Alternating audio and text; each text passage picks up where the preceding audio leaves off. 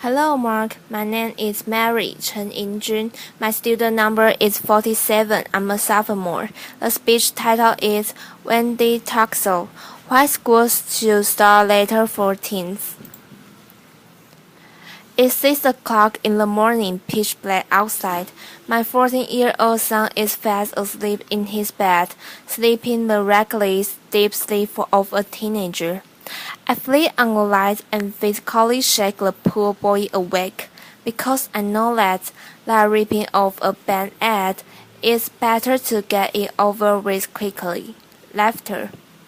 I have a friend who yells fire just to rouse her sleeping teen, and another who got so fed up that she had to dump cold water on her son's head just to get him out of bed. Sounds brutal, but perhaps familiar. Every morning I ask myself, how can I, knowing that what I know and doing what I do for a living, be doing this to my own son. You see, I'm a sleep researcher. Laughter.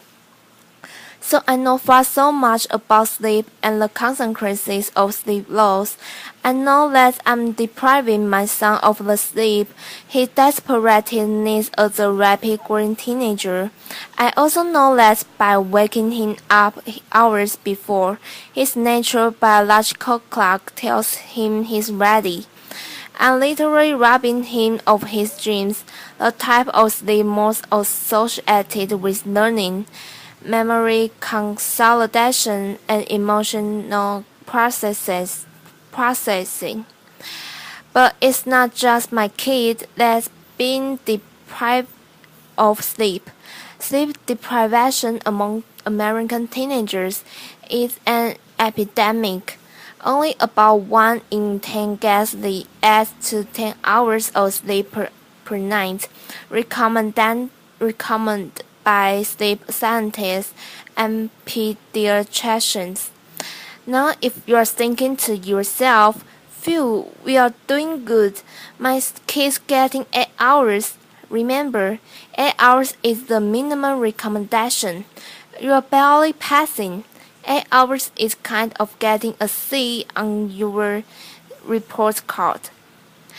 There are many factors contributing this epidemic, but a major factor preventing teens from getting the sleep they need is actually a matter of public policy, not hormones, social leaves, or Snapchat. Across the country, many schools are starting around 7:30 p.m. or earlier, despite the fact that the major medical organizations recommend that middle and high school start no earlier than 8:30 a.m.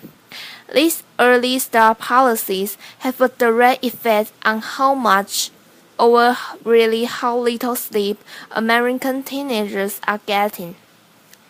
They are also pitting teenagers and their parents in a fundamentally unwinnable fight against their own bodies.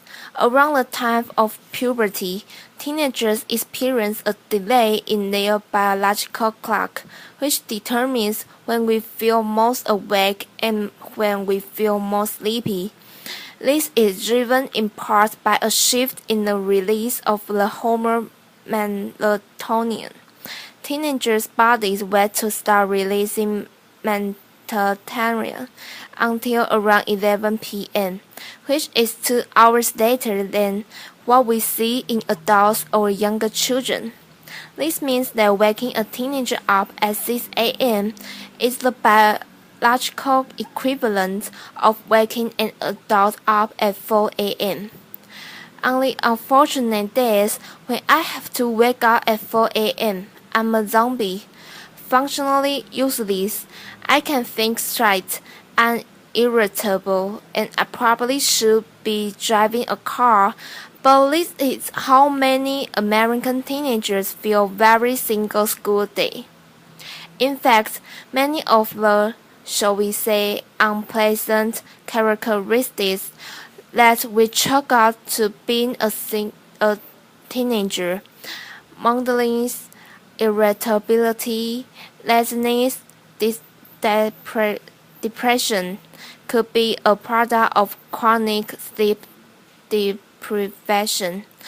For many teens battling chronic sleep loss, their go-to strategy to compensate is to consuming large quantities of caffeine in the form of venti frappuccinos or energy drinks or shots. So, essentially, we've got an entire population of tired but wet youth. Advocates of sleep-friendly start times know that adolescence is a period of dramatic brain development, particularly in the parts of the brain that are responsible for those higher order thinking processes, including reasoning, problem solving, and good judgment.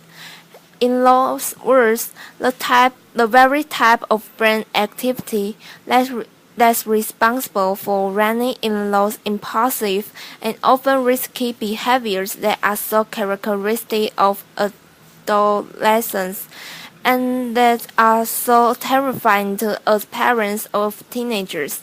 They know that, like the rest of us, when teenagers don't get the sleep they need, their brains, their bodies, and behaviors suffer with both immediate and lasting effects. They can concentrate, their attention plummets, and many will even show behavioral signs that mimic ADHD. But the consequences of teen sleep loss go well beyond the classroom, sadly contributing to many of the mental health problems that skyrocket during adolescence, including substance use, depression, and suicide. In our work with teens from LA Unified School District, we found that teens with sleep problems were 55% more likely to have used alcohol in the past month. In another study with over 30,000 high school students, they found that for each hour of lost sleep, there was a 38% increase in feeling sad or hopeless, and a 58% increase in teen suicide attempts. And if there's not enough, teens who skip out on sleep are at increased risk for a host of physical health problems that plague our country, including obesity, heart disease, and diabetes. Then there's a risk of putting a sleep-deprived teen with a newly minted driver's license beyond the wheel. Studies have shown that getting 5 hours or less of sleep per night is the equivalent of driving with the blood alcohol content above the legal limit. Advocates of sleep-friendly start times and researchers in this area have produced tremendous science showing the tremendous benefits of later start times.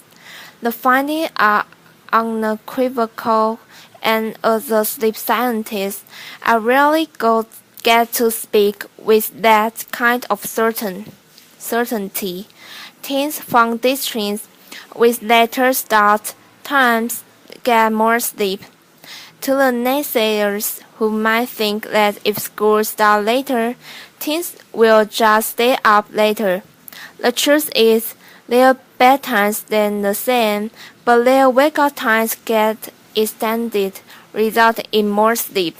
They are more likely to show up for school.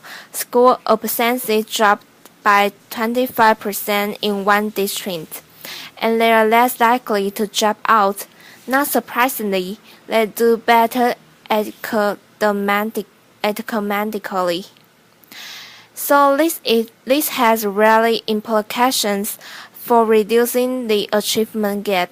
Standardized test scores in math and reading go up by 2 to 3% points.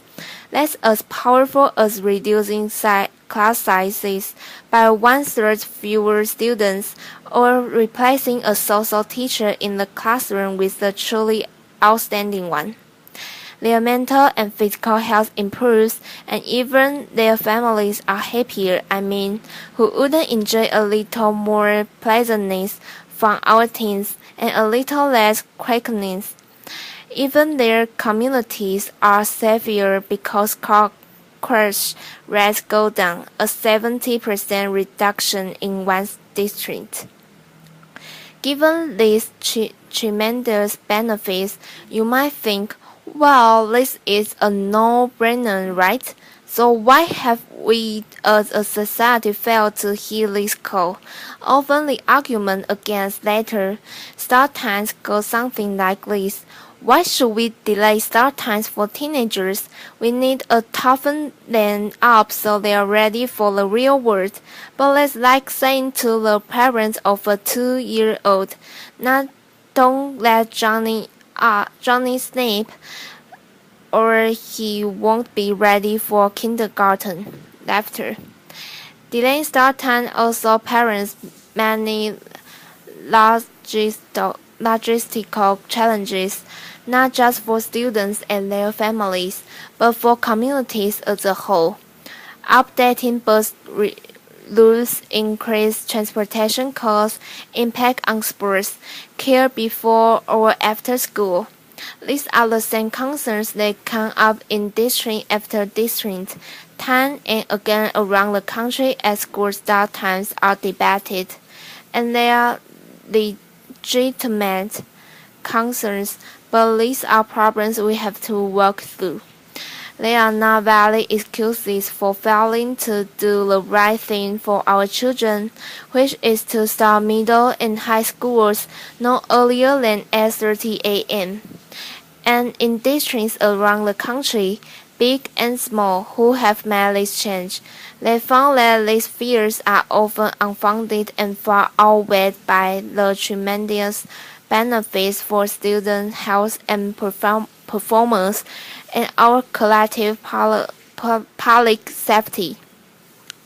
So tomorrow morning, when coincidentally we get to set our clock back by an hour and you get that delicious extra hour of sleep, and the day seems a little longer and a little more full of hope.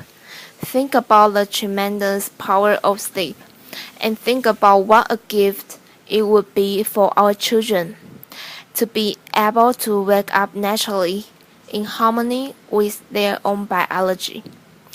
Thank you and pleasant dreams.